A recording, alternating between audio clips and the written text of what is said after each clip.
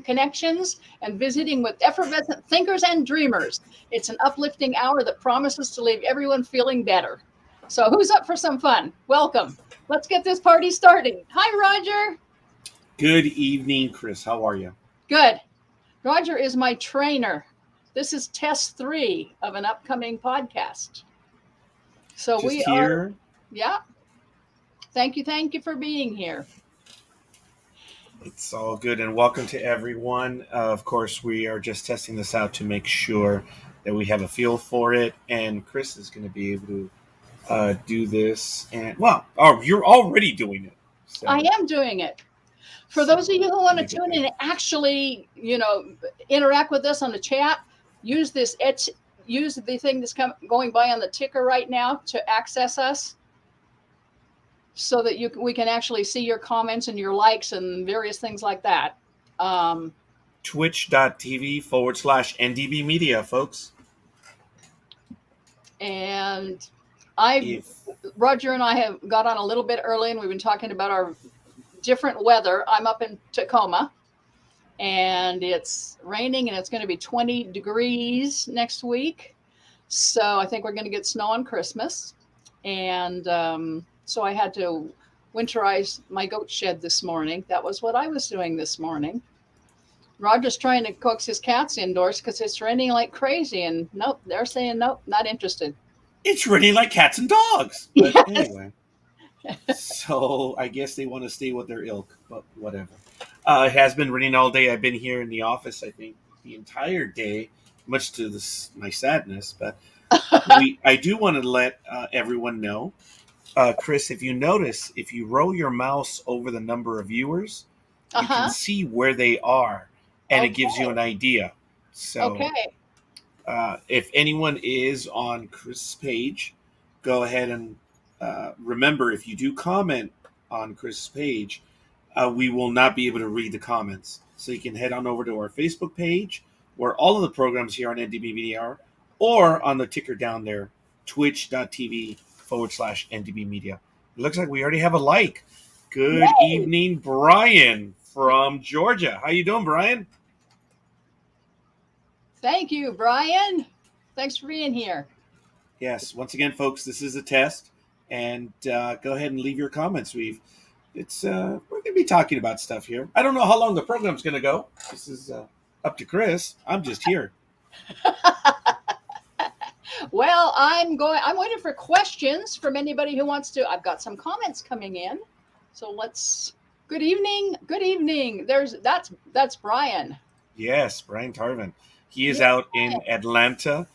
He is a sports maven, and he is also we love messing with him because he's a high up executive with the East Coast food chain. So I'm not going to embarrass him right now by having him listed, but it's pretty good.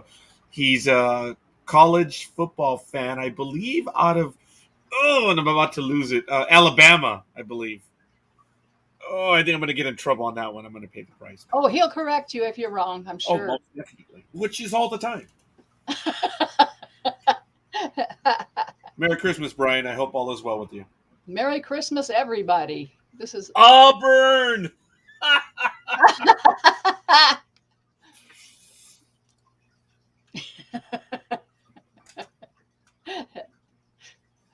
It's in Alabama. All right. Nah, yeah, we know that. Yeah, but I should have known that one. He had me call into his program one time, and he had a line set up for me. And sure enough, all of his thousands of listeners lost their mind when I stated what I stated. It was rather funny. All righty. Anyway, so it is raining up there where you are, up in Seattle right now? It is, yeah. And I was out first thing this morning on doing the goats just as the sun came up. But boy, we still have very, very short days up here, as you know, like 8 hours and 20 minutes or something. So let me tell you, Kris, I did enjoy our trip to Seattle. I am so looking forward to doing it again. It looks like my brother and I are going to head over to the Behringer Crater, which is just east of Flagstaff. You're familiar with it? Yes. Yes, I Meteor. was out there, and yeah, meteor crater. It's also Right. called. The owner is Behringer, and it was about between 30 and 50,000 years ago when the meteor hits. One of the more recent ones, but I was out there in December of last year, and it was a bucket list item for me, Chris. Hmm. And I'm out there, and then my brother says, "Hey, I want to go there." And I was like, "Okay, well, we're finally doing it. We're leaving on January. Actually, I don't know the weekend. I got to figure it out. But we are going in January, and it's gonna be fun. I think we're gonna go to 4 Points as well. No, no, wait, Four Corners. Uh-huh. Yeah, you know Where where the four that is, of corners of course. the four states are. So you can Yeah, visit four states at the same time. yeah, that should be good. And then I think we're gonna drive back from Four Corners a bit north into Utah, which is Monument Valley. Oh, So it's beautiful. I think we're going to be gone at least 2 days, maybe three, depends. I think his older son is going along. And of course, Gmo, the young lady you met, my youngest daughter, she's going to go as well. So it's pretty much set. Looking forward to it. And we'll see. Man, it is really raining. I don't know if you're able to hear it. I heard it. I heard that. I don't know if that was thunder or lightning, but the TV that I have actually reset. That's what I heard. So, I can yeah, hear it the rain. says, I can hear the rain on your roof. oh, you really can. I can hear the Okay. rain on your roof. Yep. Folks, we have actually quite a few people watching the program right now. We would love to know. Actually, Chris, there are quite a few on your page. So Okay. we do need to let everyone know if you are on Chris's page, please, if you leave any comments, we're unable to read them. So head on over to NDB Media on Facebook, or as Chris has on the crawler, twitch.tv/NDB Media. And that way we're able to read your comments. That's it right there. I stopped scrolling it so you could see it. And there it is, folks. And I'm running shotgun. Chris I is the author, copywriter, cat lover extraordinaire to all three. And actually, as well, everyone knows from the last episode, you have rats. I have rats. I do have rats. I rescued some rats. You do. So That's yeah, I really have cool. pets and rats and no elephants. But you have Unicorn. sheep or goats. Sorry, Goats. I have 4 goats. Yes, 4 small breed goats. Yeah. Wow. So I had So to winterize them this morning. It's going to be, as I mentioned earlier, it's going to be 20 degrees here next week and less. So I had to get so them squared away. all kidding aside, having the goats to what? Do you have them as? Forgive me because I don't know any better. Do you have them as pets, or do you have them as? Do you like? Actually, I get your question, and we You bought do. we bought them as utility animals, of course. 2 sides of our property, is that right? 2 sides, yeah. 2 entire sides of our property when we moved in here 15 years ago had blackberries literally so high, 15 feet into the trees and everything. The property behind us, we didn't even know there were sheds on that property. It was just totally taken over by blackberries, which had encroached onto a lot of our property. So we tried, I tried cutting them out once. Well, blackberries don't care. They just come right back up.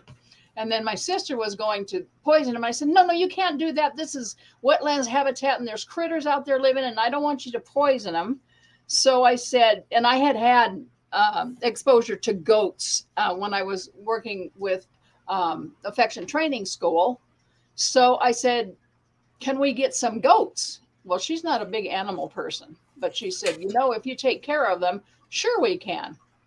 So we went over to a little town over on the peninsula, and I got 2 pregnant female goats, 2 does. And they said, well, the female, the white one usually throws triplets, and the pygmy usually throws twins. So I thought, hey, I pay 150 for goats and I get 5 goats out of it, 7 goats actually totally. Well, guess what? They both gave birth to triplets.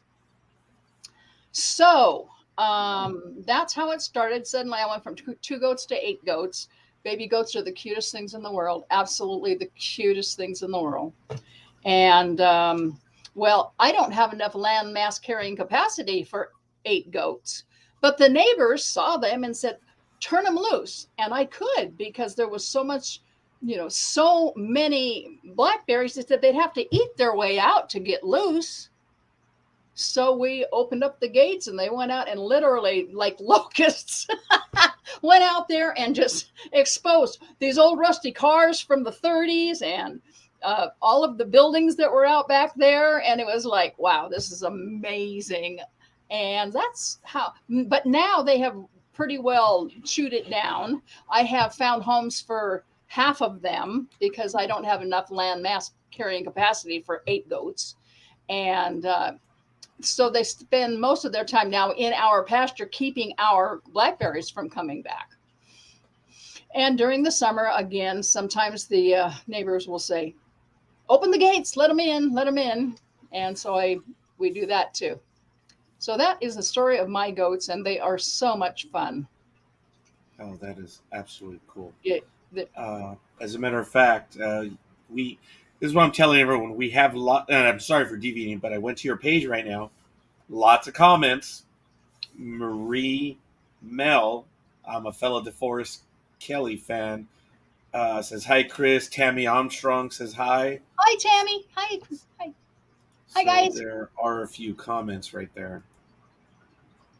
Tammy had a question that I answered briefly, but I could answer it more fully. She asked me, I wrote a blog about intuition and trusting your intuition. And she asked me, how do you know when to trust your intuition? I always second guess myself. And my short answer was, that's the problem. Don't second guess yourself. Your intuition is very, very wise. And she says, I usually talk myself out of things. And I think the voice you usually hear when you talk yourself out of things is fear or someone else's voice. If you get an intuition and it feels right to you, it is right to you. And a lot of people try to talk you out of it. When I wanted to be a writer, my mom and dad were scared to death for me. They thought I was going to starve to death. That's just not a career people choose. You need to be a secretary or something else, And my gut said, that's what I am here to do, is right. And I just kept at it and kept at it. This was way, way, way back, when there were only 3 TV stations. Okay, I'm dating myself, carbon dating myself. There were like 3 TV stations, and there were maybe 50 magazines in the country.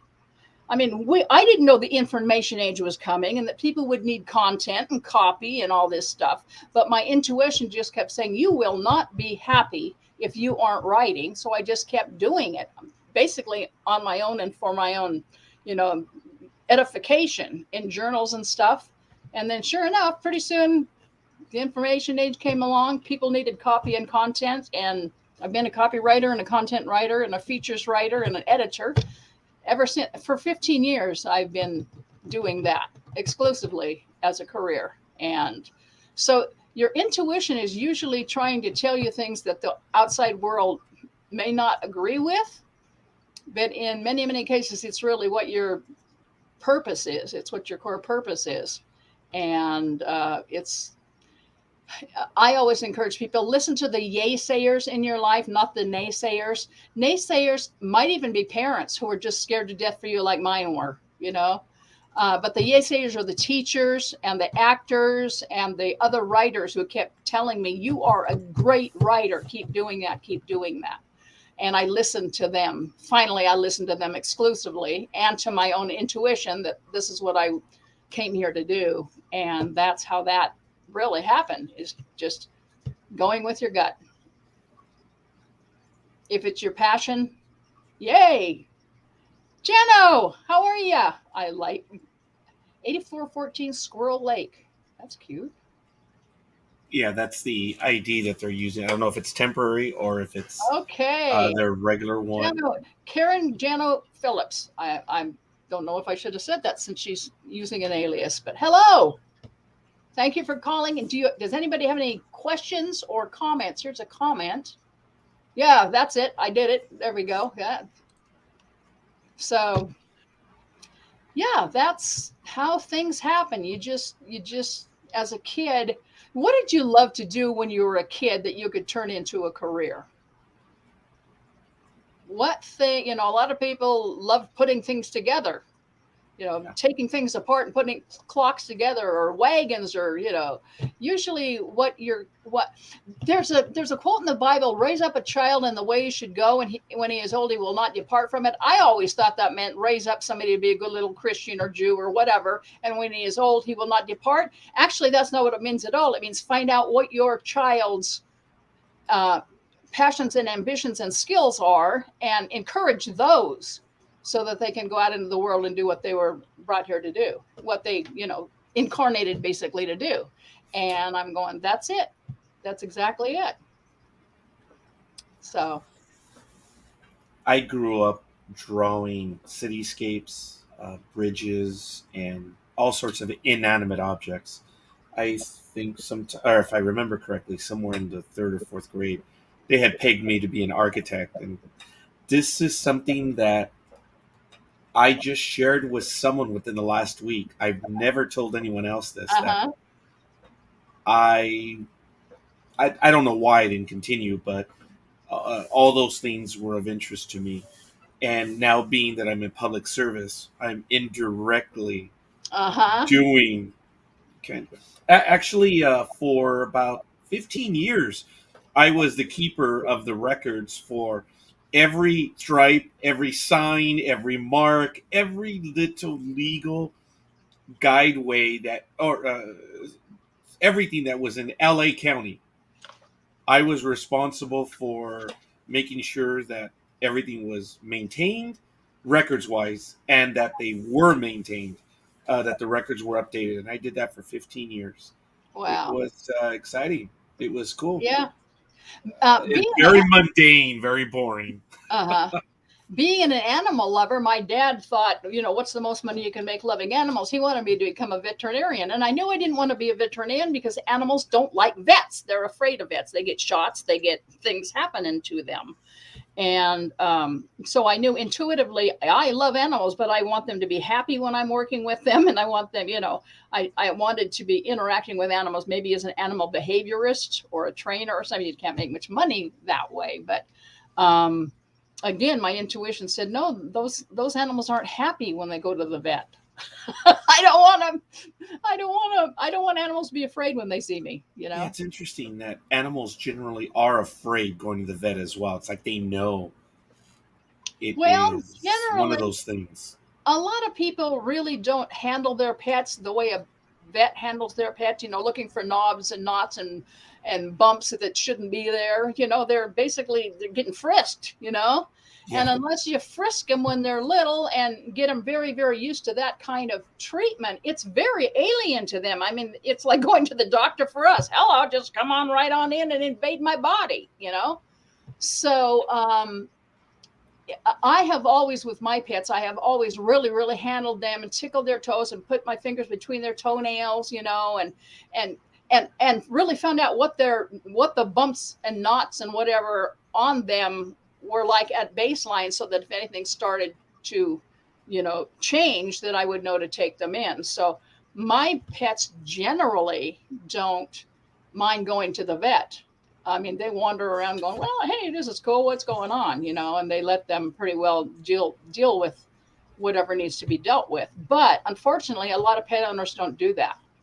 And so they only go there for shots or something that's not comfortable. We're going to go get neutered now, or we're going to go get spayed now, or something's going to happen that, is not going to be a real great time for you. So, I do want to point out that we are receiving several comments as I've been putting them up on screen, but there's quite a few people on your page, Kris, and I want to remind everyone, if you're watching this program on Kris' page, if there are any comments, we are not able to see them in the same manner that you saw the one from Brian earlier or from Squirrel Lake. So just keep that in mind. If you want, we appreciate you're here watching, but if there's any comments, we're not able to see them, much less respond to them. So if you want to head on over to, there it is, twitch.tv/NDB Media, or our Facebook page, NDB Media. There, they are open. and we're able to comment, which is a lot of fun. You see, Capone runs when the carrier comes out. Yeah. Yeah. I noticed earlier the comment by Jano was photography and caregiving. Yes. Yay. Really good stuff. Caregiving. Yep. Everyone who's watching us, let us know who you are and where you hail from. It's kind of Yes. cool. It's a cold, weathery night here on the West Coast, as is where Kris is and where I am. It's raining, and apparently you can hear it. Well, Yep. okay, it may have let up now, right where I'm at. I'm just south of Seattle, and Roger is in LA. Where are you guys from? Yeah, I'm east of LA. Not in East LA, but east of LA. I'm actually on the corner. Well, not on the corner, but I'm on the edge of LA County. Just 2 miles east of me is San Bernardino County, so I'm in the Inland Empire. What's on your mug? A train. A train. All right. Yeah, let me cover up that little dribble right there, but there it is. You can see the dribble. You can see where I missed a few minutes ago. That's the dribble. It's a train. Prophetically, I wanted to get a different cup that they had at a train show. I love trains. I intend to go up there via train as well. I'm going to take the Coast Starlight from San Diego all the way up to LA. But I'm all over the place. The cup that I wanted turned out to be prophetic. But I was going to say, the cup says, my wife said it was her or the trains. She will be missed. That's what the cup said. I didn't have the nerve to buy it. Right. Should have bought it. It would have been prophetic. I grew up, my dad wanted a boy in the worst possible way, and he actually kind of got one, but he didn't know. Right. But, I had trains. I had train sets, and he didn't have much of a childhood. He ended up working by the time he was in 5th grade. Oh, wow. You know, and so he didn't have much of a childhood, and he kind of lived or experienced a childhood when his kids were born. And so, and I was a little tomboy. I wanted horses and cavalrymen, and I wanted trains. And he couldn't wait to get trains. And it took me about 2 or 3 days to get to them because he was so busy. Let me help you build the castle, and let me help you do this. It's like, Dad, those are my trains. But yeah, I love trains too. Up here, when you come up, there's a seaport museum that has a huge setup of old Lionel trains. I mean, a whole in city like thing of trains, and it's just way cool. And we'll have to go see that. Yeah, when we head up there, it's going to be at least probably going on a Friday or red eye Thursday night, Friday morning, and then leave on a Sunday. That's the plan. But my daughter really did love Seattle big time, and I did. So I'm looking to head back up there. Like I say, my next trip is January. I'm going to be driving, and we're going to be going out to Arizona, and then the four states. So after that, I think my next one is tentatively scheduled for April. I think I told you I was going to wave at you. Yes. I'm going to Anchorage. I'm going to take the red eye on April 20th. And on April 21st, when I arrive that morning, it will be my birthday. So all right. I'm going to be up there for 6 full days. And I'm going to fly them back. It'll be, I guess, celebrating the end of tax season, provided tax season ends on April 15th. Right. So I'm hearing some rumblings that it may not. But anyway, so that's what I'm going to do in April. And then what my daughter and I are doing is we're getting all of the stadiums in. So there's currently 30 baseball stadiums. We got 5 in 2021. We're looking to get 6 in 2022. All right. And it's one of our bucket list. Well, it's my bucket list item. She's just going along for the ride. And I'm not sure if I told you, but when we went to Florida, we went to the Neutral Zone Studios. Yes, you did. Yeah. Tell me more. You didn't give us any detail afterwards. I'm sorry. Roger, it's worse than a squirrel. On caffeine, I'm the one that says, I'm the squirrel that says, "Oh, squirrel!" And Yeah. I'm off. I've joked with people saying that my tombstone, which is not, my plan is to be cremated, but I don't know. My tombstone would have read, Roger never met a tangent he didn't take or like or didn't, whatever. But be that as it may, I did go over to the Nutrizone Studios over in Kingsland, Georgia. For those of you that know and don't know, Kingsland, Georgia is also home to the U.S. Navy base, which Kris may also know. They are the only two submarine nuclear bases in the United States of America. And I need you to understand this, that I'm talking about what they call the boomers. The boomers are the missile boats. These are the Armageddon ships. These are the missile boats that form part of our triad in the mutual assured destruction scenario. And there's one there, and then you have one by you, which Yes. I think is that Bangor, It's Washington. probably, yeah. We have literally all the armed forces literally on this West Coast. I guess that makes sense on the coasts. Yeah, But oh my gosh, we got Army, Navy, we got we got everybody here. Absolutely yeah. everybody. LA had quite a bit more, but due to the downsizing and stuff, no. San Diego's the primary naval base in our Right. area. There's something up in San Francisco, and then you have Port Hueneme where the CBs are based Yes. out of, Yes. and of course you have Pearl Harbor. So, but yeah, LA had a naval base here. It still is there, but it's now been converted to commercial use. Ah. So it's a shame. I've Squirrel driven by there where they updated. I remember seeing the USS Long Beach, the nuclear missile cruiser. I remember seeing the USS Missouri when it was Uh-huh. involved. That was cool. And it was neat, but those days are gone. It's now all commercial. My my brother-in-law, former brother-in-law, actually served on the USS Enterprise. Wow. Yes. That was way cool. Squirrel Lake, I am envious. Chicago's supposed to be over 50 for Christmas. We're going to be like 20, between 10 and 20.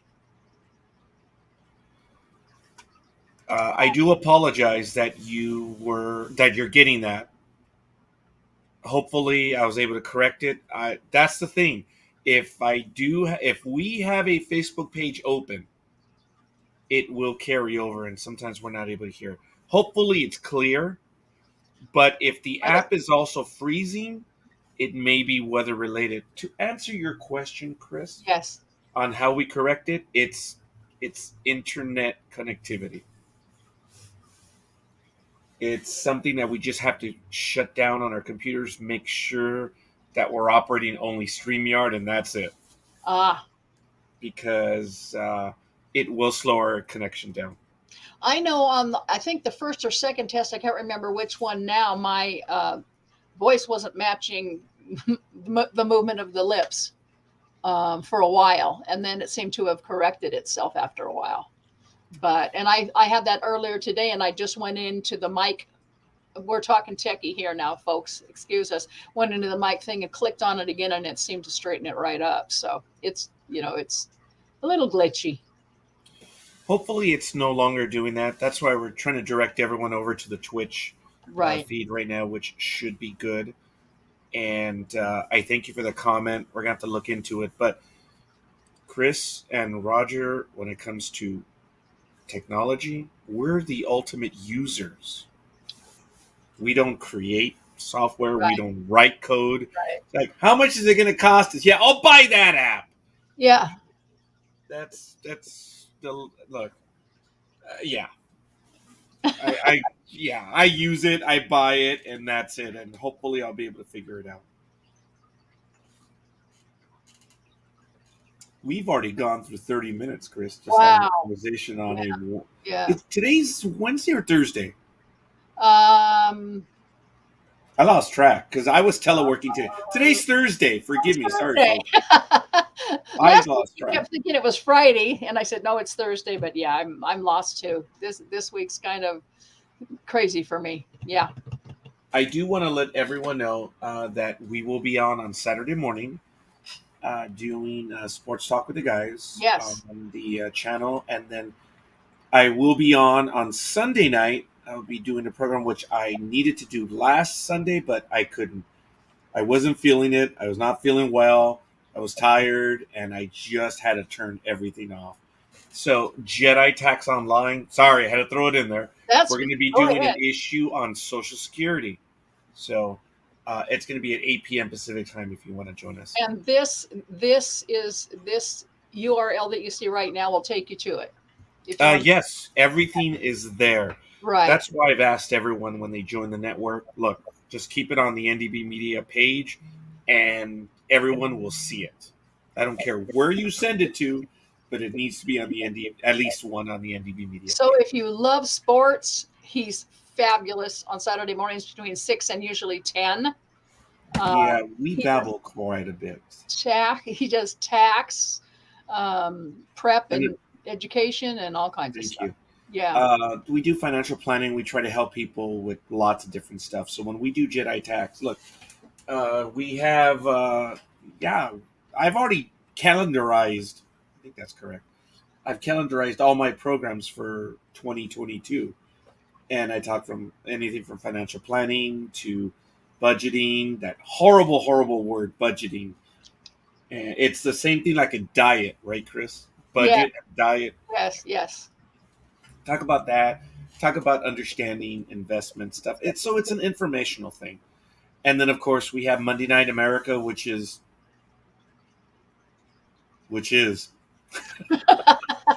it's everything's on the table on Monday Night America. Usually it's an entertainment, current events, newsy type program. We do historical stuff from hysterical stuff and historical. So Last week, I was talking about the various segments I was going to have on Ever New when the podcast actually goes live. This is a test tonight. He's my coach, and I'm learning the ropes here. But one of the segments is going to be called Joyride, and that's basically I want people to tune in and log on and let me know something that really gave them a sense of joy and fun. Um, the one I mentioned last week, I actually pulled up a photo of it if I can find it.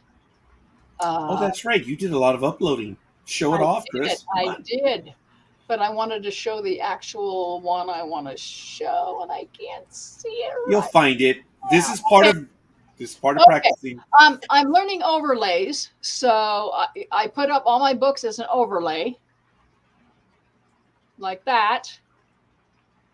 That's a thing of all the books, but I'm trying to find this wonderful photo of geese. Because last week I said my joy this week is our next door neighbor just found out her daughter just went through she has leukemia, and she just went through a bone marrow transplant, which is a real serious thing, and she just got the news today that her leukemia is in remission. So that's my joy for today. Last week I was telling you about the Mother Goose house.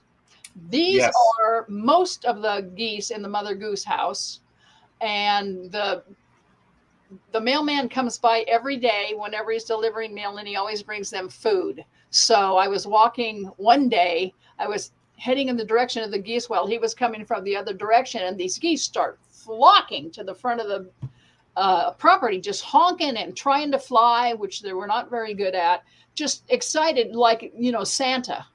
And my first thought, which was silly, was, oh my gosh, they must think that big white truck is a mother goose. But no, it was not a mother goose. It was Papa Peter. he got out of the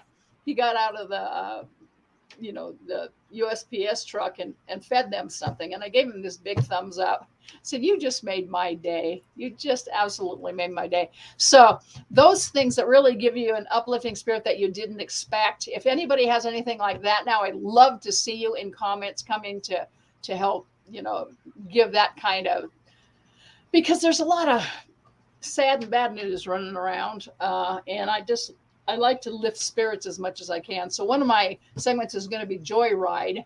The other one's going to be probably DeForest Kelley related. I haven't yet named it. Maybe Delights.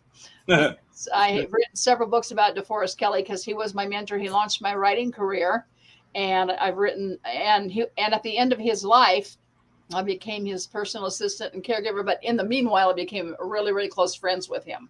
So a lot of people who come to hear me are people who have read the book and had maybe additional questions. If you have any additional questions, please, go ahead and comment and let me know so I can answer those. So there will be a segment like that. And then there's going to be one kind of an almost ask me anything, which we just did earlier with Tammy.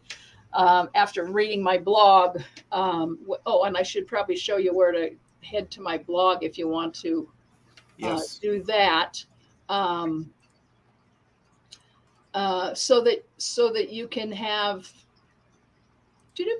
there's that one. That's one of them. That's officially my copywriter's blog, but it's very eclectic. I don't write about writing very darned often there. The other one is the one where my books are. That's my author website, and I have a blog there as well. Also, if you are crazy about animals, I have an additional one, which I haven't put on a ticker yet. Kris and Critters, both K's. Kris, K. Oh, thank you. Kris with a K and Critters with a K. KrisandCritters.com, about my experiences with animals. I've written a book about animals and my experiences with them, plus some poems.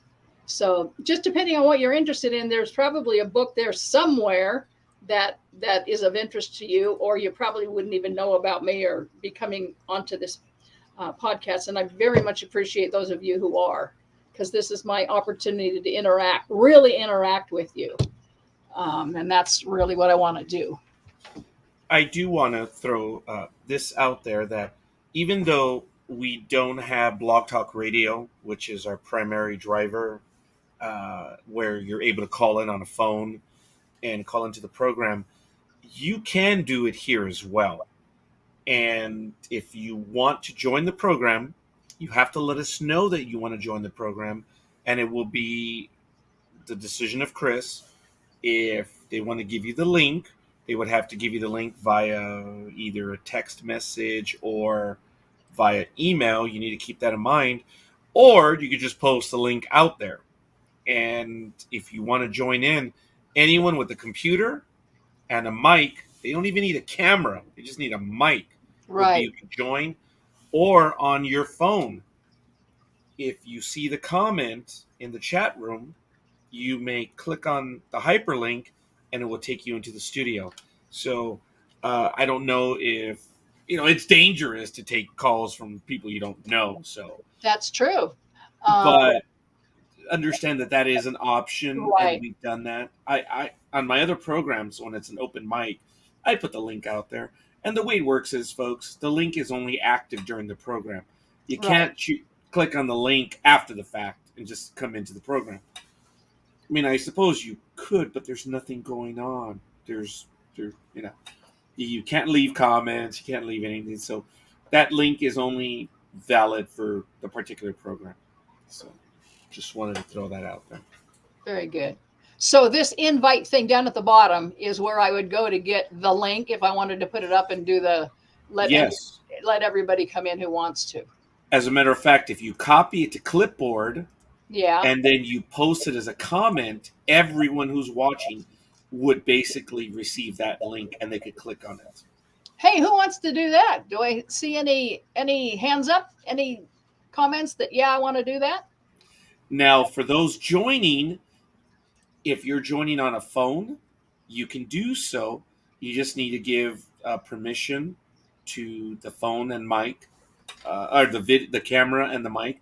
But the trick is, if you don't want to show your face, you can still join on your phone without a video connection. Uh-huh. We'll be able to hear you. So if there's some anonymity required, that option is still available to you. Like I said, we've done it in other programs. If you post the link, and I'm going to do it right now, just for say, I'm going to post it in the chat in the bottom, Kris. Okay. And you'll see it in just a moment. There it is. There's a link for everyone in the chat. And I'm also going to, let's see, we'll do it right here. There it is. There you go. So, Right. if anyone wants to go ahead and join us, they can go ahead and do so. And the way it works is, Kris, is like when I joined the feed prior to going live, we'll Uh-huh. see them in what we call the green room, which is down there below Right. And profiles. so if I get another one, then I would click the screen that has 3 people on it, the spotlight layout. So At the bottom, yes. once, yeah, okay. And it's up to you to bring them in if you want. If you don't know who they are, then it's okay. Right. Okay. Very If cool. we have any NDB Media folks, they want to help us out. Generally, they do. Uh-huh. If they're watching right now, you guys can go ahead and experiment and help us out on that. I think Roger is still there. Not sure if that's Roger still. I mean, what was that? Brian, I'm sorry, not Roger. Brian, I got you in my brain. Brian, not Roger. Hey, it's like, I'm sorry, am I missing something? Yeah. See, I was going to head over to Facebook just so you could see what it's like. Don't click on it because the echo will be out of control. It'll use the entire audience. And you're going to your Facebook page? Mine? I'm actually going to my phone. Oh, okay. And you'll see what it looks like. Let me see. I'm going to go to your page, Kris. And I would be just, okay, I've got to go to the comments. Where is it? Oh, actually, I don't think I can see it on your page. And there's a feedback, just like I said. Uh-huh. Let me go to NDB Media. And we'll do it that way. Sorry, folks. This is what we're doing right here. This is IT. This is a test. Only a test.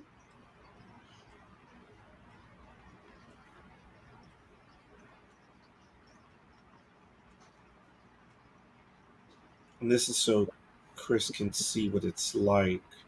Okay, is this the program? No, that was Saturdays. Is this the one? Okay, that's test number 2. This is test number 3. Yeah, I was pointing out last week's test. That's Roger having a mean streak. Last week. I saw that. Did you see last the look week was an hour and a half because we got into plate tectonics. We got into volcano. It's amazing what we got into. It was just nothing we would expect. It just happened. It was wonderful. Oh, I may not have the connection right. And did you leave that? Did you? I'm not sure you left test 1. Oh, no. You didn't put it on NDB Media. You put it on the Daily 15. That's funny. That's okay.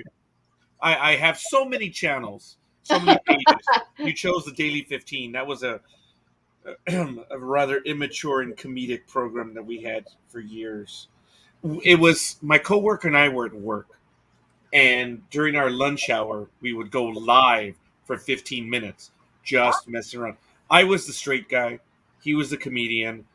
And it was fun. I miss doing that one, the Daily 15. I really do. That one was fun. Of course, my coworker's gone on to bigger and better. So that's why. That's probably why I can't get to it. Okay, no. All right, here it is. It's on Roger's page. Oh, there it is. Let me see if I can get to one of the comments. And bam, check this out. I'm going in through my phone. And it says I have to register for free. No, I don't want to do that. Just want to go in. Okay, I guess I have to. So that when you get through with this, another screen will pop up and you'll be up twice? Is that what you're doing? Well, yeah, I don't want to make it difficult, but yeah. Okay. Oh, but it already says I'm logged in. I'd have to do it from another connection. Wow, that was a colossal waste of time. Because I'm already logged in. And if I log out, it's a hassle. You don't even have to do anything. You don't have to say a word. Just come on in and we'll wave at you. Yeah, it's okay. Yeah, we discovered a mutual love of geology, I suppose, and the specifics of tectonics. I had no idea that you were into that, Kris. Well, as a writer and a reader, I read just about everything. Like my mother, if my mother didn't have anything to read, she would read, the back of sugar packages. She's just an inveterate reader, as I am. So I know enough things to be dangerous, but not necessarily, jack of all Yes, trade, master of none, that kind I of a would thing. agree. So, Yes. and I always know where to go to find out what I want to know. I've trained myself to be a good seeker. So, yeah. I do want to give a shout out to my old PE instructor or Uh-huh. teacher back in high school. His Uh-huh. name is Mike Crowley. Every year he sends out a Christmas note to everyone, and Oh, it's really rather funny. And Christmas in COVIDville. I love it. yeah, there's a bit of humor in there, but I want to give a shout out to Mike. I hope you're doing well, Mike. He is he's an octogenarian. I think I Ah, got that one right. See, yes. as soon as Kris is on air with me, my arrogance when it comes to English drops to E. And you can take that image however you like. It just take yeah, You I are get worried so when Kris. fluent. You are so fluent, Roger. I'm just, I forget that that's not your native language. So you can take that.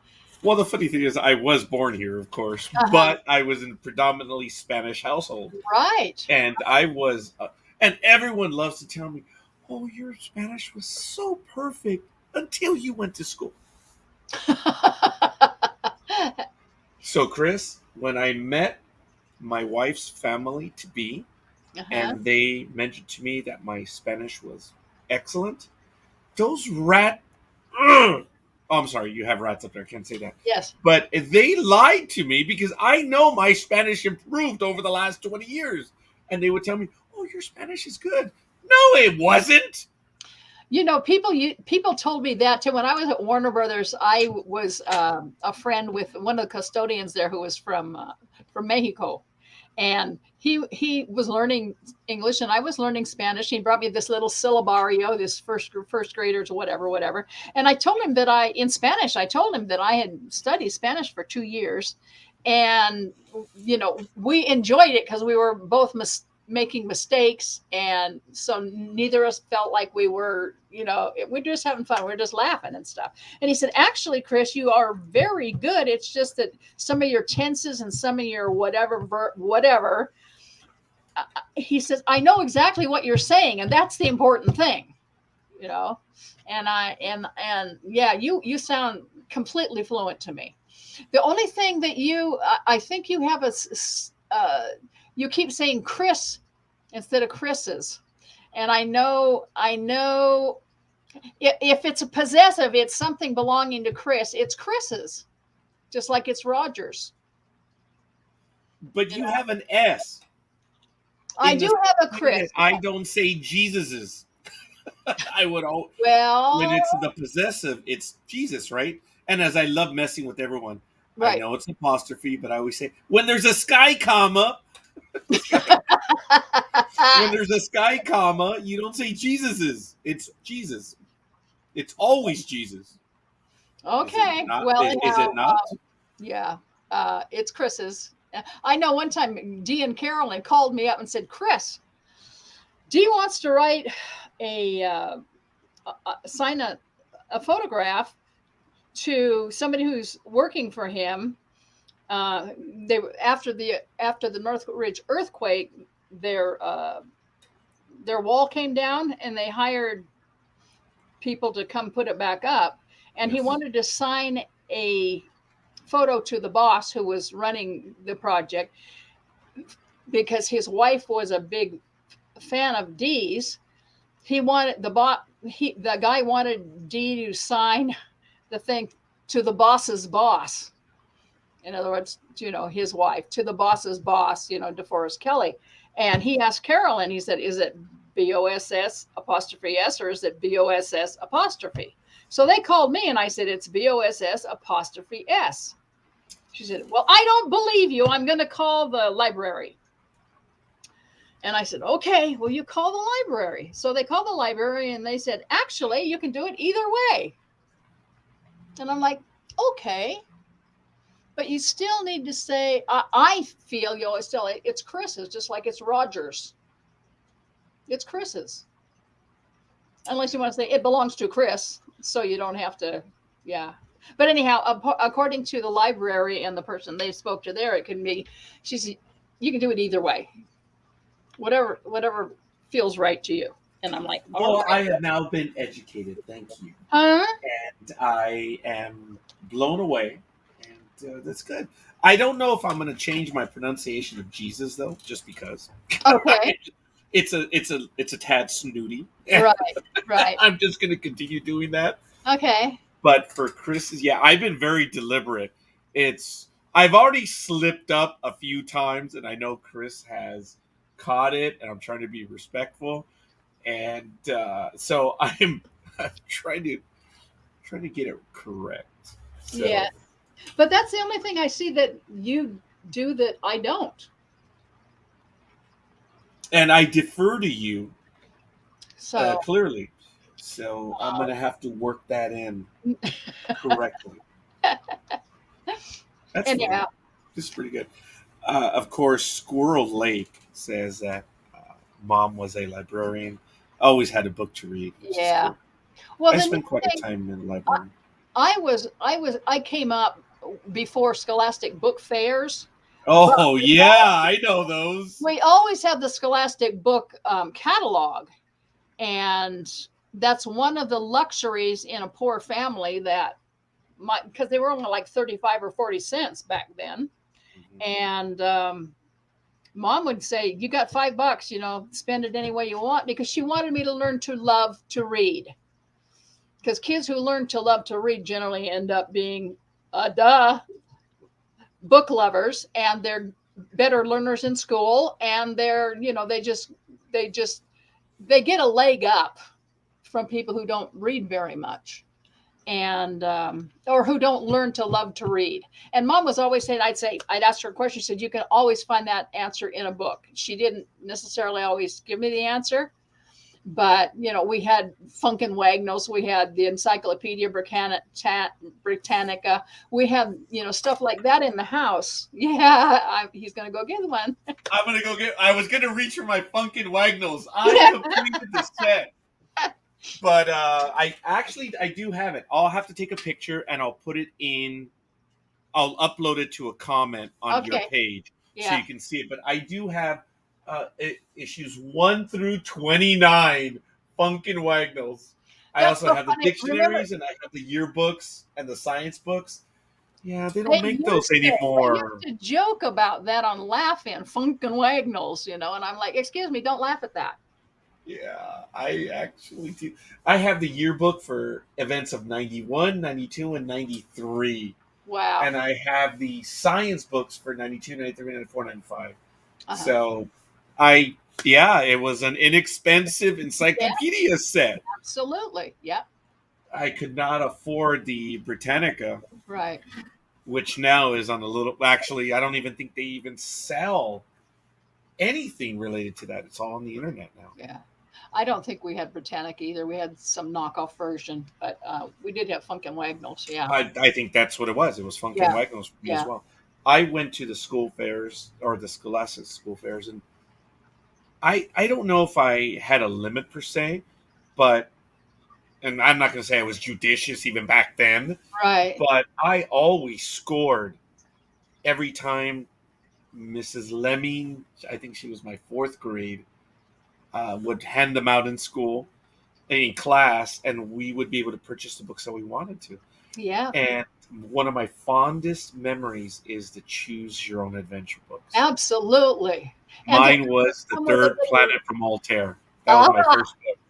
And to have them arrive like with a little ribbon on them, and it was like, now class, I'm not going to give you your books till the end of the day, until the end of our class period here, or the end of the day, because during those years you were with the same teacher until junior high, and then you had different teachers. But not going to give you your books until the end of the day, because I won't get a single eye on me the rest of the day after this. But they're here, and she might as well not have told us, because all we did the rest of the day was We want our books. We want our books. We want our books. Yeah. Yeah, So it was a big deal. It was a lot of fun. because of Scholastic, I learned to love to read, and I wanted to write.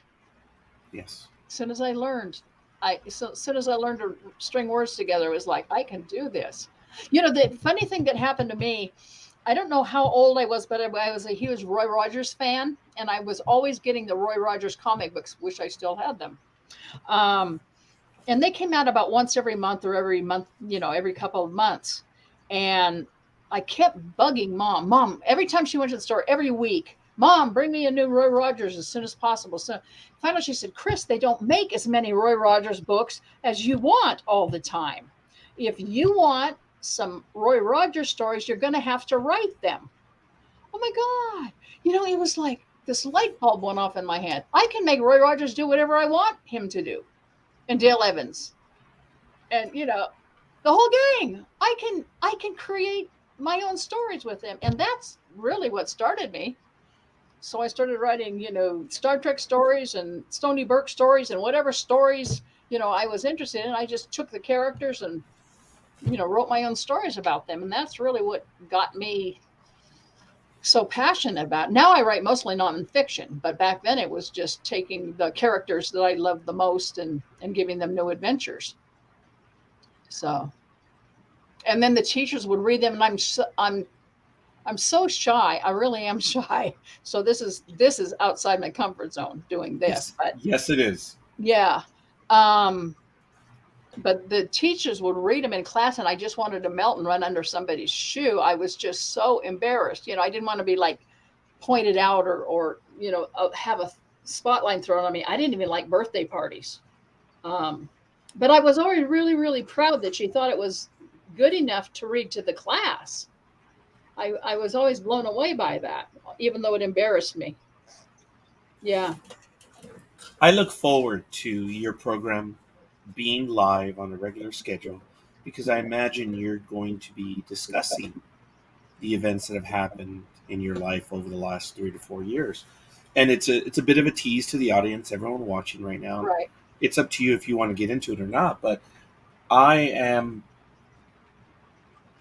I want to tell you first and foremost, I respect you and I admire you and I'm envious of you all in the same breath because for being shy, you shared your, I don't want to necessarily say struggle, but, and I don't want to say endeavor either, your journey to its completion.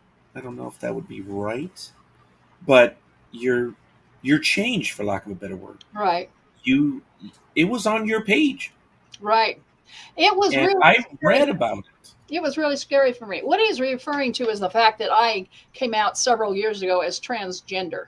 All my life, I have felt I was a boy, but there was no word for that 70 years ago. I just thought, I was the only one on the planet that was like that. And I kept it a secret. It was a shameful secret. I couldn't wrap my head around why was I saddled with this. And then about 15 to 20 after my mom and dad had passed away, I heard the term intersex, and I looked that up. And intersex, they used to call intersex children hermaphrodites, meaning they had Oh yeah, ambiguous genitalia. They couldn't really tell whether they were a girl or a boy because they had usually aspects of both. And back then in my day, they almost always changed hermaphrodites or intersex people into female. And sometimes they didn't even tell the parents because they didn't want to throw their parents for a loop. They would just, do what they needed to do and surgically and you know, take away the male aspect and leave the female and then say they'll raise her as a girl. They'll never know any difference. Because back then there was a big brouhaha about is it nature or is it nurture that makes us, feminine or masculine or whatever. So they thought if we just do the surgery when the infant is an infant and raise them the way we in a binary way, then they should be just fine. Well, unfortunately, the brain knows what it is. The brain is is probably your largest sex organ. It decides who you are. It Yeah. decides. You don't at some age decide, gee, am I a boy or I'm a girl? You just know, you know. And so about 5 or 6, anyhow, I talked to the Intersex Society and I said, is there any way I could find out if another thing that led me to that is my dad at one point when I was 32, I did something that made him immensely proud. He had no sons. I want to tell you this right up front. Okay. And he turned to me and he said, that's my boy. And the minute he said it, he blanched like, oh my God. And I looked at him and I said, Dad, it's all right. And it was, because for the first time in my life, I felt he saw me, you know? And then I got to thinking later on, did he know I was intersex and changed to a binary, to a female binary early? I don't know. I do not know if he knew or what. He did say to me at one point, when you were first born, I was a preemie. He did say when I was very first born, I weighed 5 pounds, I lost 2 pounds right away. And he said, we thought you had a birth defect. And I asked him, what do you mean by a birth defect? And he kind of deferred at that point.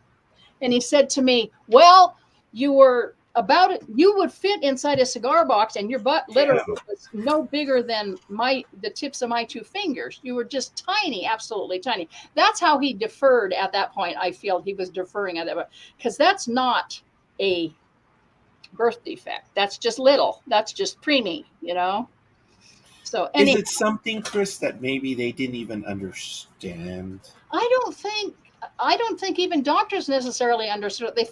They considered it, if I was born intersex, it was considered a birth defect. We will fix this.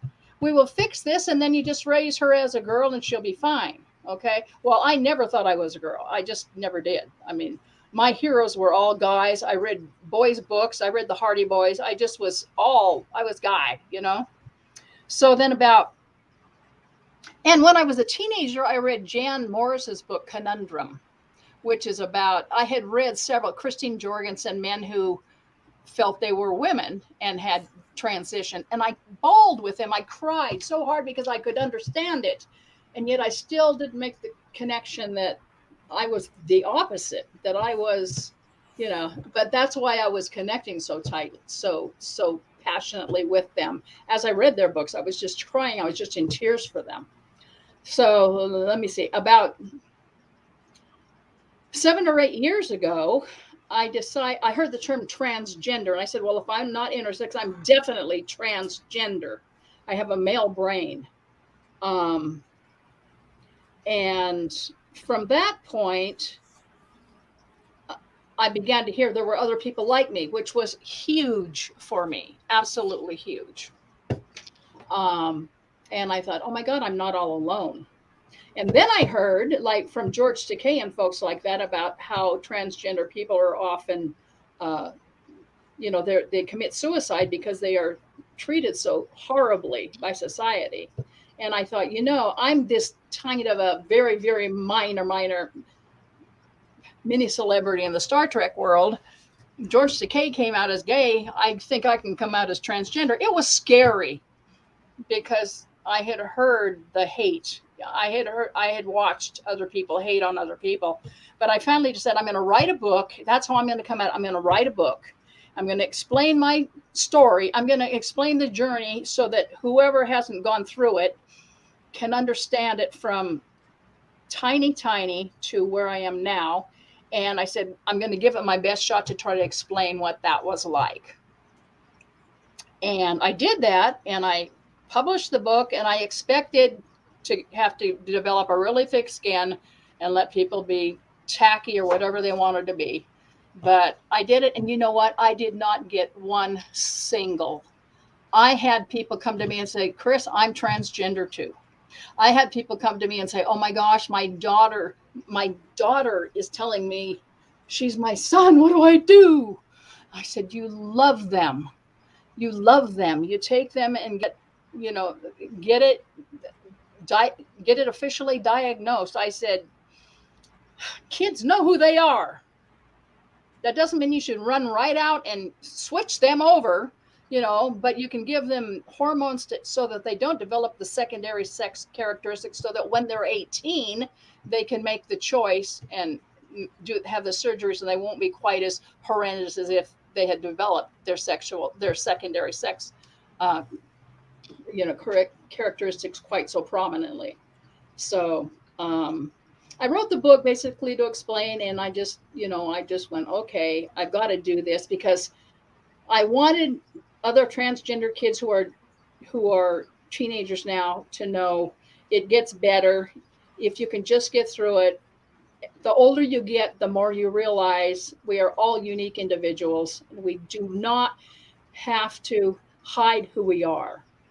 And I have two doctors are, giving my book out to the parents of transgender children now to help them, make that transition. Because when you think you're raising a daughter and they suddenly tell you they're your son or opposite, it throws you for a really big loop. And, in a way, I didn't really understand that aspect because I'm not a parent, but I talked to a person who I was editing a book for, and she's the one who said that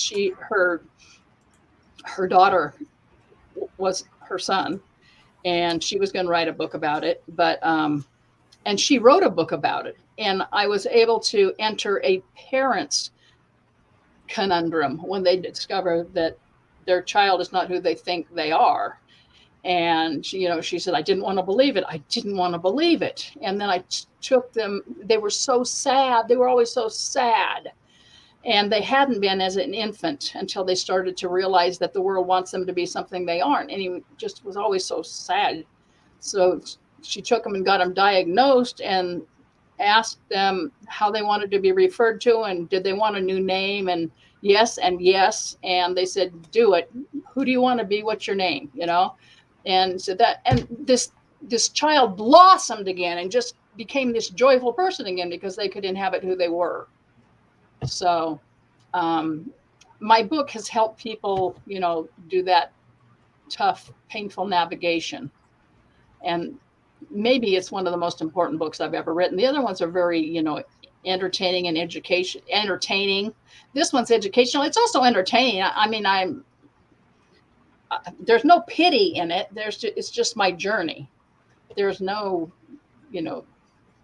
there's nothing awful in it at all.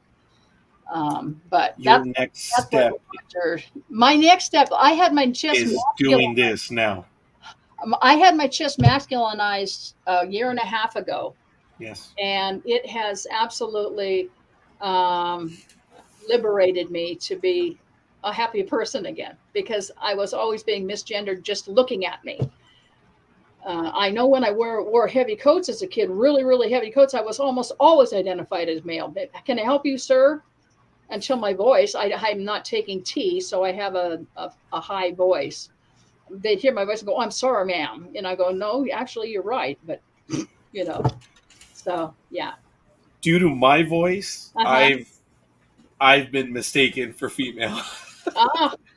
And I'm also mistaken on the phone as very youthful. I remember in my 30s and 40s, people on the phone would say, you want to put your parent on the phone? Our voices are young. Voices are usually stay very young. In fact, Mark Twain said at age 75, he said, I think I'm still 12 years old until I try to do something at 75 that my body doesn't do anymore. I just don't, our essence never ages. And I think one of the neat things about learning geriatrics is to understand that and to realize there is a young person inside every old person. Oh yeah. And as if you can tap into that, there's great joy. There's great joy and wisdom because they've lived long enough to have wisdom. They've either experienced it through bad experiences or through learning it from somebody else. And so they have the joy still often of this childhood enthusiasm and optimism, plus this, they call them crones, wise old people later on. Most societies revere and really respect their elders Most. in a major way. And we unfortunately kind of lock them up or, you know, sequester them away. And it hasn't been all that long, because just a couple of generations ago, all generations lived together in the same house, and they watched birth and they watched death. My mom's mom was a midwife, and my mom watched babies be born. She watched people die. You know, it wasn't a mystery. It was a part of life. And I think we've lost an awful lot of that. And so we have fears. We have fears that, you know, are way out of proportion to life transitions, including birth and death, you know. So as a result of that. As a matter of fact, there's another comment. There you go. Yeah, That's why I enjoy caregiving so much. I learned so much from the elderly. absolutely. They're they're being dismissed in our society Yeah, now, at least here in North America, yeah. and it's well, I had a moment earlier in the year when I realized this. Okay, I'm gonna get one shot. I'm not going into an old folks' home. I Uh-huh. I realized this. Okay, I see where my life is going and where my family is. I'm not going to be there. You know what? I Uh, actually worked in an assisted living community. mhm. And in some ways, those are wonderful places because you have your own place. I mean, you know, you've got your own, you know, room to get away to. But a lot of people live terribly, desperately alone because their kids have moved away and they're Mhm. trying to get by all by themselves in their houses. And an awful lot of the people I met while I was there who came into the community said, "Oh my God, if I had known how much fun this was going to be, I would have done it years ago." Because they have a community.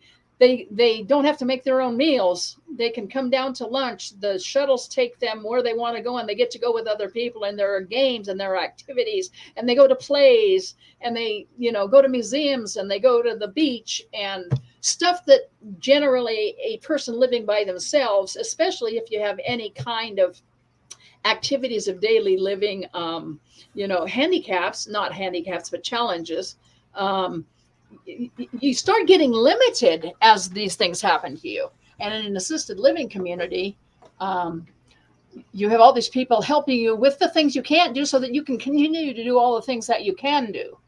So I think assisted living is really, really wonderful.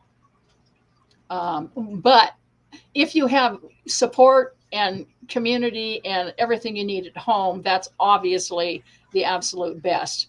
But with so many people, you know, holding down several jobs, they can't care for their elderly parents. And so that's an option that really a lot of people are very, very happy they took. And they go, "Oh, wow, if I had known, I would have done this years ago." So that's always made me feel like, okay, if that ever, you know, falls to me, I'm not going to be quite as just uh, scared or whatever as I would have been otherwise, because I saw so many other people go, "Yeah, this is living. I'm finally living again. I'm not just existing anymore." I'm So definitely looking forward to hearing your journey as you take your next steps. And humbly, I am so thrilled that you're going to be here using this forum to. You're an activist. We already talked about this. yes, That's yes, what you and I have in common. And it's interesting that for some people, an activist is a derisive phrase. We're referred to as the radical left. As right, no, an activist is a person who is endeavoring to, make a difference, not necessarily a change, but a difference. right. And I've given up trying to educate the uneducated when it comes to that. I said, "Oh, I'm an activist and I don't care." But I am all the time accused with being a liberal activist, and I've just grown tired. But it is what it is. We both are, and I'm fortunate that you've decided to do this, The and you're going to be sharing your story. the thing most dangerous, I think, in society is apathy or standing by. You know, Martin Oh Luther King yes. said, it isn't necessarily the racists who break your heart. They are what they are. It's the people who aren't, who stand by and watch it happen and don't do anything about it. So that's why I'm an activist. It's like I can't stand by. The thing should not have to happen to you for it to matter to you. Anything that is wrong with society, just because it hasn't happened to you doesn't mean it shouldn't matter to you. And that's how I look at it. It's like I wouldn't want that being done to me. So I stand and say, you shouldn't be doing that to people. So that's to me what activism is. It's not sitting and going tisk tisk tisk. It's actually doing something about it. It means voting. It means holding up a sign once in a while. It means going out and being a true advocate, standing with. A lot of times, they're like the ICE detention centers and stuff like that. They are the protesters are people of color, and they say we need some more white people here. We need some more white people here, and it's like there's where I want to be. I want to be where I'm not speaking for someone, but I'm in comradeship with them. I want them to know I'm here because I believe what you believe, that we should all be treated with dignity and respect and stuff like that. So, One of the things that I do, and Kris knows this because we've been doing programs with the political slant. Look, you know what my stand is, but I don't, I don't, I'm not against people who don't believe what I believe. right. As a matter of fact, my aim has always been, since I started this network, this Uh program, huh. is to encourage everyone to vote. I don't Right. care. It's if we, okay, well, actually, I do care, but if Exactly. we all voted, Right. we could hold those SOBs accountable. Absolutely. We would be in control, but it's not the case. But anyway, Right. the thing that I fight the most, because I have been doing this since 1998, I've been a volunteer poll worker. Yes. And the thing that gets on my nerves the most is when I hear someone screaming of voter fraud. And the first thing I ask them is, have you ever been a poll worker? And they say no. I say, okay, guess what? You can't play. Right. You have no say whatsoever. And I know I'm going to anger people watching Yeah. this. And Yeah. Kris, thank goodness it's just a test. But Yeah. I, my thing has always been, how can you say there's voter fraud when you've never been a poll worker to know? Exactly. Once you actually are a poll worker, you realize that the exact same people are also volunteers. And they're the ones that want to make sure it's correct, that people are following the law. And you get right, you get left, you get middle, you get the ones that don't even know involved. And when you sit there for a day working through it and seeing the voters, Yeah. seeing your fellow volunteers, Yes. you realize how the system works, and Yeah. you realize it actually does work. Right. Right. And you know right away, you learn right away that, oh, okay, am I naive? No. Is there voter fraud? Yes, you hear about it in the news, but in the manner that you imply and believe, it No doesn't way. happen. No It way. does It's not happen. minuscule. Yeah. I Yeah. And again, what angers me the most is the moment I hear, oh, well, there's voter fraud. Really? Where? Okay, Yeah. because if you know there's voter fraud, did you challenge the voter that you felt was committing? Have you reported anyone? Have you? No, nothing. They just. What does Michael Douglas say in The American President? And it's at the very. He said a lot. He said they yell at the rain, not because it's raining, but because they don't know any better. They yell at the rain because it's raining. They don't know any better. Mm-hmm. And I've told people that I say, you know what, look, just go yell at the rain. And they don't get what I mean. And it's from the American president, Michael Yeah. Douglas. It's like you're going to yell at the rain just because it's yelling. That's it. If you don't believe that the elections are fair, what you need to do is become a poll worker It's volunteer. Go in there and You do get it, paid? and you'll get paid. You got to see how it works. I mean, And I've even challenged just the people. people who are claiming that this election was stolen, they went in. Even the people that they hired personally to overlook the one in Arizona came back saying, actually, Biden won more votes than the former president. And I'm like, well, yeah, there you go.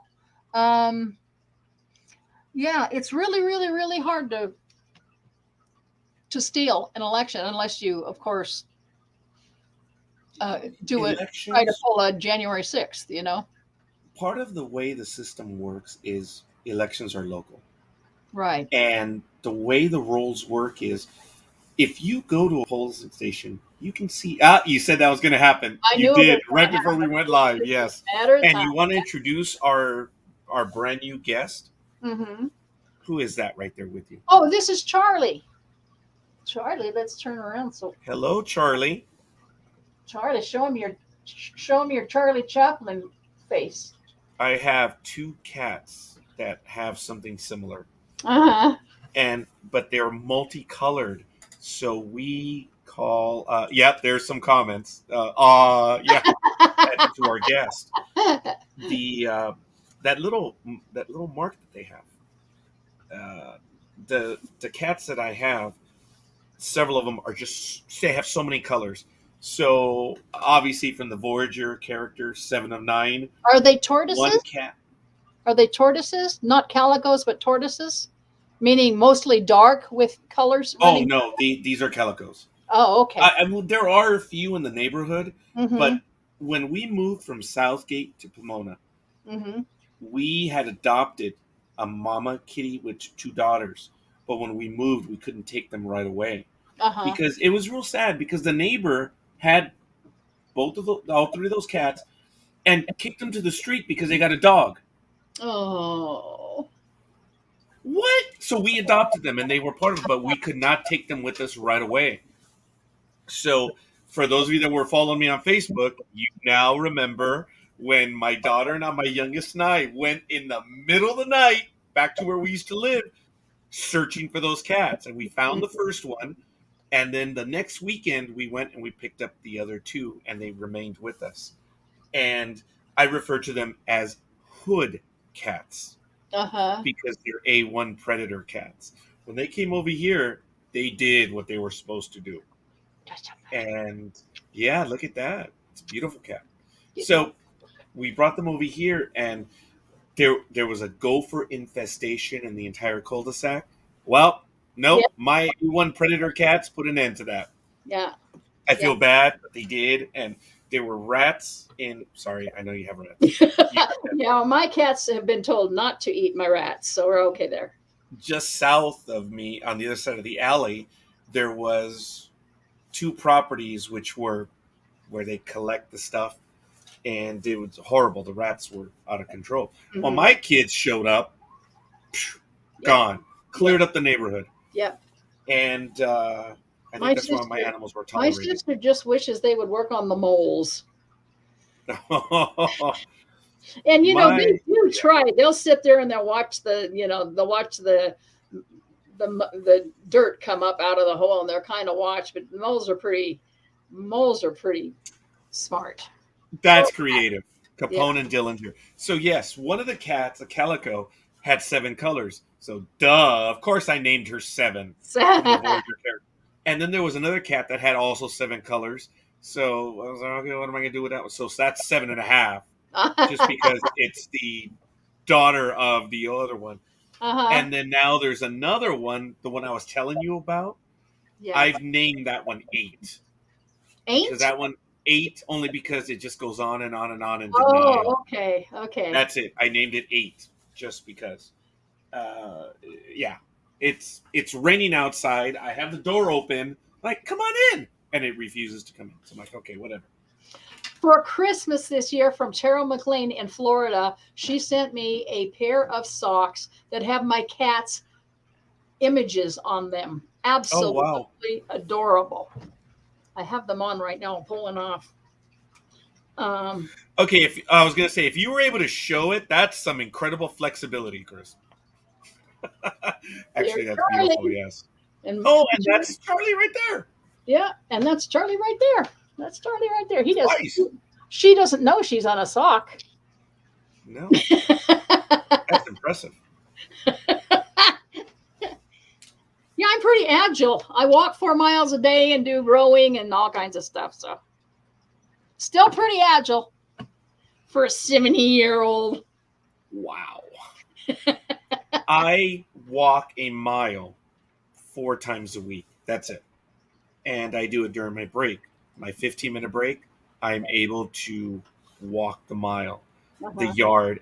We 2 revolutions, 2 circuits, Mm-hmm. 2 whatever, 2 times around the yard, and that's 1.05 miles. So I'm able to do it 4 times a day. I don't do 4 miles. I don't have the time. I have nor the inclination. I have nor the disposition.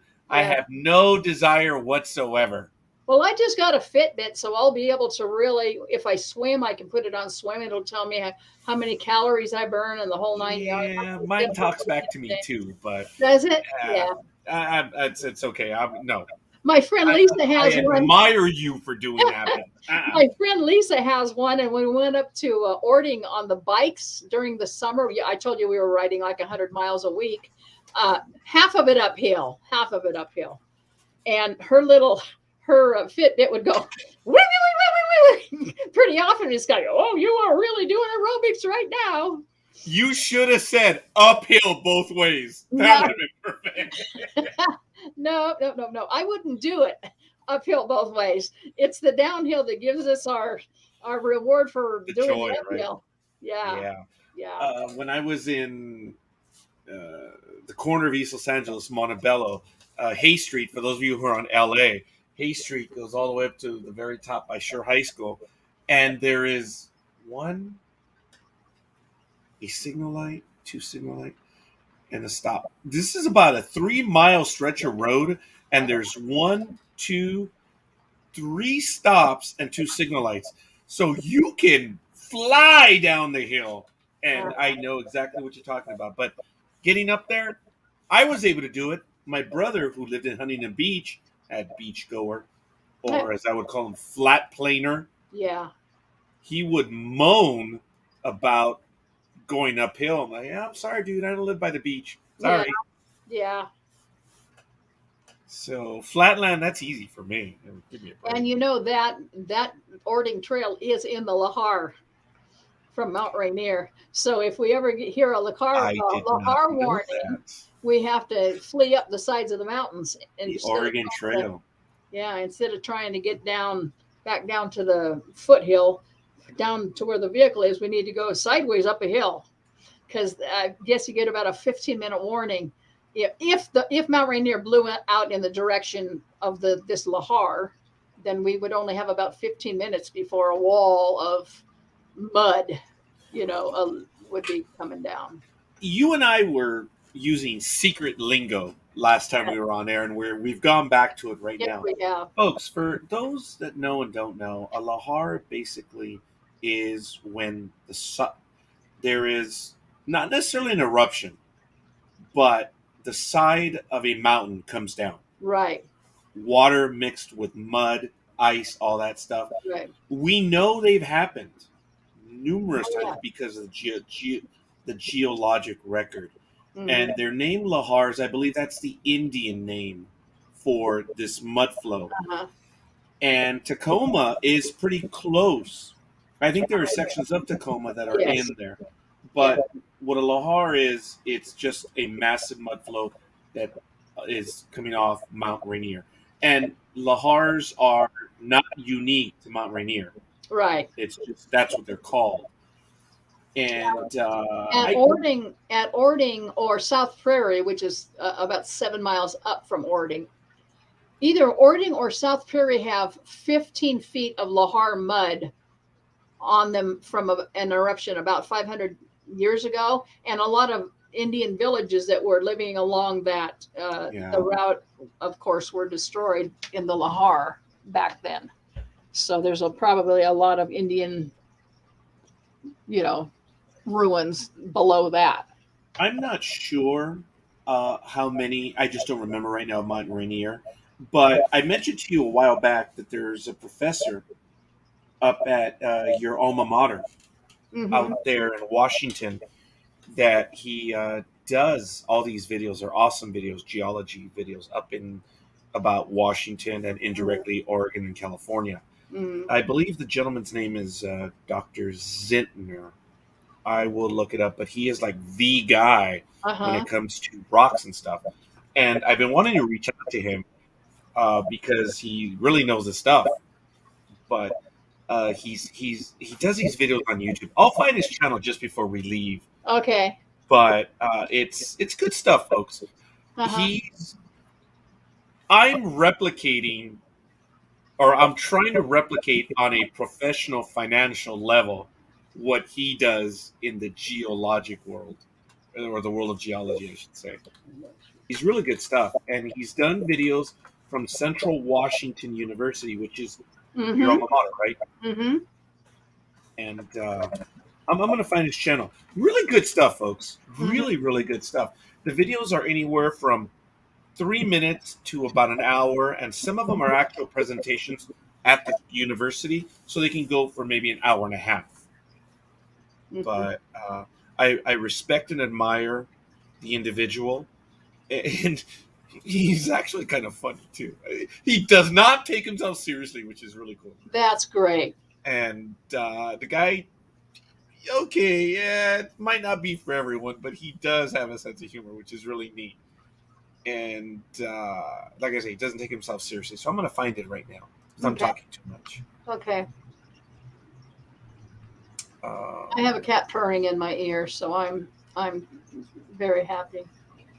yeah, I should be it's very talking. calming. That I okay. One of his channels is Nick Zentner, Z and oh, it's Geology Nick on YouTube. That's G cool. G I'm Nick. gonna put that link. I'm gonna put that link right there in the chat room. That's one of them, and I believe that's as an instructor. Some of the stuff he does, but there's the actual YouTube channel from the university, and I believe that's the other one. And I probably should just look it up as that. But it's really good. And during COVID-19, he has continued to provide material, and it's really good. I'm a little behind in watching some of his most recent stuff, but it's really good. And he talks about lahars, talks Uh-huh. about the Columbia River, all the stuff that's happened over the years. Really exciting stuff. Guess Well, what? We're an for hour. us rockhounds, Yes. We're an hour and a half in. We should probably say goodbye.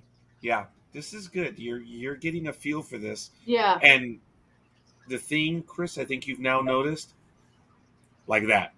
Mm-hmm. If you have someone that you can get along with, I'm not saying that you get along with me. I'm just saying that if you have someone, this is how a program can and will work. Uh-huh. And I'm not See, saying I that don't she's get looking to for have a Roger. co-host, I but don't you get to never know. have Roger from January through at least April because he's going to be doing taxes. Yeah, because I Ooh. want to retire on March 28th, 2024, and I still won't be 55 yet. But Oh, I'm going to retire from my regular job, and I'm going to do this full time. I just finished my notary certification. Well, I can sit for the test here in California, uh-huh. and I've already done my CAA, so I'm a registered IRS agent for ITINs, and I'm amassing licenses before I go. So when I Question. go, Are I'm you running really for an ready. office right now? I'm sorry. I saw something on YouTube where you were running for an office. You were running to be. Are you still doing that, or was that an older thing? Ladies and gentlemen, Yes. the state of Kansas for the position of governor has no residency requirement. It is the only state of of this grand union that has no residency requirements for governor. Wow. In 2022, there will be election for governor in Kansas, and I do have a web page. Are I'm you going running to? for governor.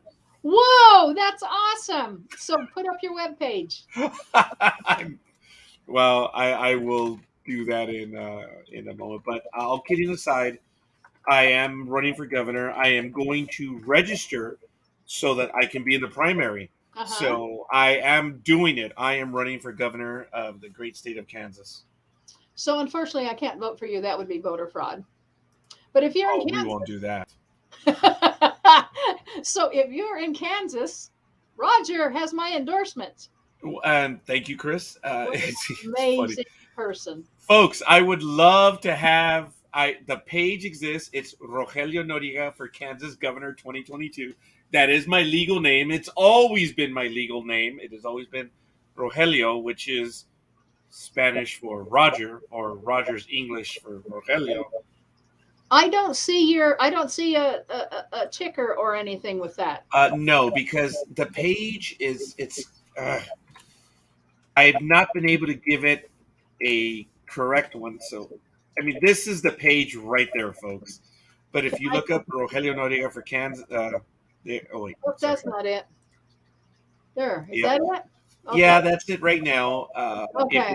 If we do the share screen, I'm going to do that just a quick moment. Sorry, That's okay. but there it is. You can see it right there. Rogelio Noriega for Kansas Governor 2022. It does exist. It is real. I do have a few posts, but that's it. Come January, it's going to be a lot more livelier, obviously, Woo! because I am running for office. If I can And help, I let will me have a know. platform. If I can help, let me know. I'm a copywriter and a content writer. And I thank you for that, Kris. I have someone who actually wants to run with me Uh-huh. for lieutenant governor, so I got to work out those details. Will you have to move or if you get it or Yeah, I'll move. Oh, okay. Yeah, I'll move. All right. Folks, this is the amusing thing because people say, but you're a liberal. No, I am not. I am a moderate. And if anything, when it comes to finances, I think I'm a hardcore right winger when it comes to money. So it's when it comes to social, I am not a libertarian. Hell no. I do not like libertarians because they just like, whatever. It's okay. No, I am not. I am not. But when it comes to social and living the American dream, God bless America. I am a liberal on that. What you do in your home is what you do in your home, and Right. it's we live the lives that we do, and we have the right under our Constitution. Right. Right. So, I have a tiny story that I will share in Yes. future episodes about my beliefs. Folks, I am a hardcore right-winging Roman Catholic. So think about that. For those of you that know and don't know, Kris and I should not even be communicating. And see, this is another. Think about that. Yeah. Think about that.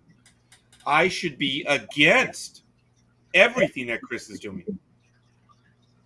So I have a tiny journey as well. Mine can be said in about 3 minutes.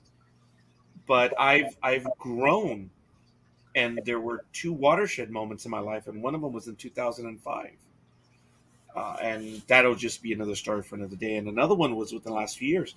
I will say this, and Kris, we can end on your terms now, but Okay. when you mentioned non-binary or binary, Uh-huh. I had a coworker who identified as non-binary. Folks, I'm 52. Mm-hmm. I don't know what that means. Okay, don't get me wrong. I know what binary means. Right. I know what the definition is. But non-binary, I'm like, oh, okay. It's starting to fuzz, fade out now. It's getting foggy. And I asked my coworker at the time, and I said, dude, look, I'm a dinosaur. Uh-huh. What does non-binary mean? And the individual went on to explain to me what non-binary was. I get it now, and I understand the individual's thinking, but that's something that I don't understand. But just because I don't understand doesn't mean I dislike. And I guess I get that too because I'm not non-binary. I know I'm male. But in the Native American, many Native American tribes before they were Christianized, there were people called two-spirit people, and they were very much instead of being masculine or feminine, they were like very androgynous. Mm-hmm. And a lot of them were males were wanted to be doing the homemaking type things, and females wanted to be doing the warrior type things, and they were totally honored, and they were considered, a higher evolved being, or almost, because they could get both worlds. They didn't have this binary thing going on. They were both equally. And because of nurture, not nature, I kind of feel sort of that way because I was raised female. Uh-huh. So I feel, but I don't think I'm two-spirit. I think I really am truly transgender male. Had I not been raised female, I don't think I would have felt much of that at all. I just don't think I would have. The interesting thing about it, though, is sometimes, because I have been referred to as she most of my life, sometimes I refer to myself as she. And see, yes, this is sexist, because when I think about kitties or caregiving or caretaking, I call myself, or I did, a mom cat. Because you have on air. Yeah, I think of the nurturers as female, and that's not fair. There are male nurses, there are male doctors, Yes, there are male, there are great fathers. That's not, nurturing is not a female thing. It's this that we've kind of, we got this division of labor thing going on, and you'll do that thing and I'll do this other thing. Yes. So yeah, I mean, it's, I forget sometimes, because when I'm thinking of nurturing, I mean, I call myself a mom goat and a mom cat. So see, and that's one thing that I struggle with, because I respect Kris, and you'll notice in all 3 episodes, I said she once. Right. And I immediately caught and I was so embarrassed, and I was angry at myself.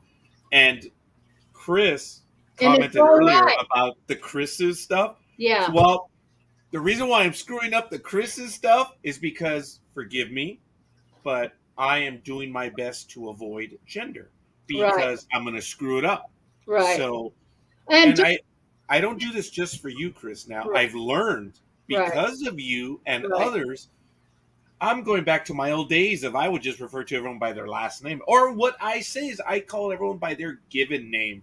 And I would be calling you by your given name, but that messes it up. Yes. It does. Yes.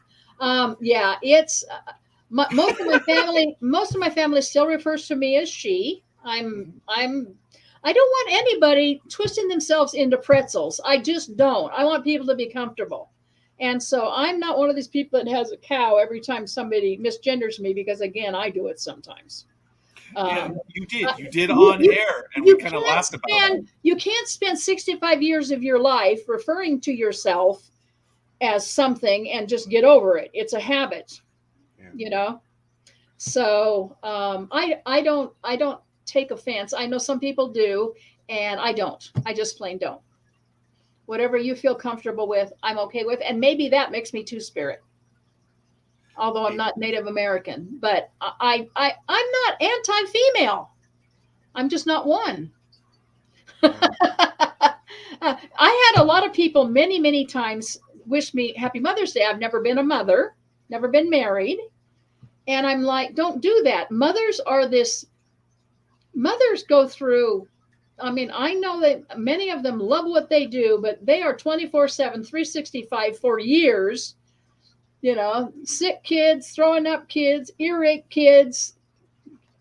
My mother said an interesting thing about being a mother is they say you are pregnant for 9 months. You are pregnant your entire life, because for the rest of the time that your kids are alive and you are alive, you have your heart beating outside of your body. It is in somebody else. And your life, part of your heartbeat is in another body. And I'm like, there you go. That's, And I don't have that. I mean, I'm a real big one for, critters and pets, but I have a real heart for critters and animals.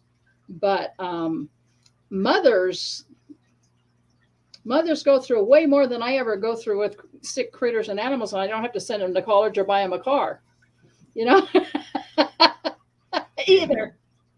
So no, I have huge, massive respect for mothers and teachers and all of the things that I said I would not be because that's the only thing women could be. But my God, I have massive respect for them. Yes, obviously, as do I. Yeah. But there's more. Look, I am honored and I consider myself humble and privileged that I'm able to be on with Kris to have these conversations. But I will tell you folks, and forgive me, because I am stuck up and arrogant from time to time, that this is not the first time that we've done something like this. We, in the past, on NDB Media, Richard Ratty, who was also from Washington, passed away, but we did a program called Among Friends. And he wanted to do it, and he asked me to be his co-host. And I said, Richard, we are diametrically says, and that's why I want you on. Uh-huh.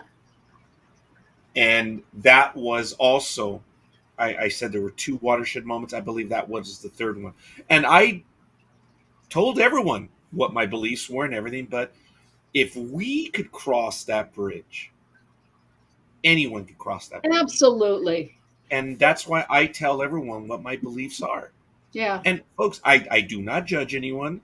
Well, actually, I do judge engineers.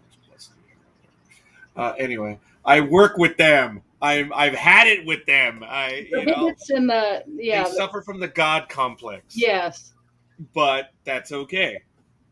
That's more of a joke. But people Right. really think that I have a problem with them. I'm saying, yeah, some of my best buddies, coworkers are engineers. So people get over it. It gives me something to go after. And yeah, I am people think that I'm funny when it comes to that. Oh no. I mean it. I mean all the stuff I say about them. But anyway, folks, there is a lot more that we're going to be discussing. This program that Kris is going to have, it is the story of Kris, but it is a story that is now taking another step. And it's open to everyone. It's open to me. And it's open to the entire audience. And Roger, I want to thank you for giving me the platform to do this. And I think everybody really needs to find a friend who they don't agree with, because that's the only way we're going to patch this up. That's the only way we're ever going to be able to move forward together, is to realize we are all human beings and we're worthy of each other's respect. And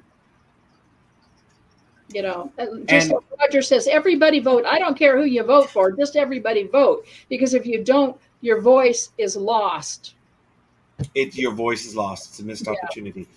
And notice how Kris said respect.